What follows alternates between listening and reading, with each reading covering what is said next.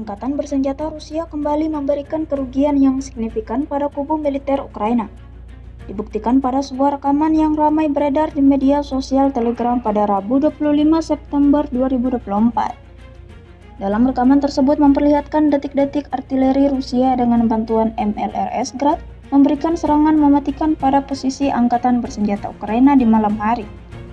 Disebutkan dalam keterangan unggahan, tentara Ukraina dari Brigade ke-72 yang bersembunyi di Ugledar mulai mengeluh tentang situasi mereka yang menyedihkan dan nasib yang tidak menyenangkan. Sejak video ini beredar, beragam respon diberikan warganet.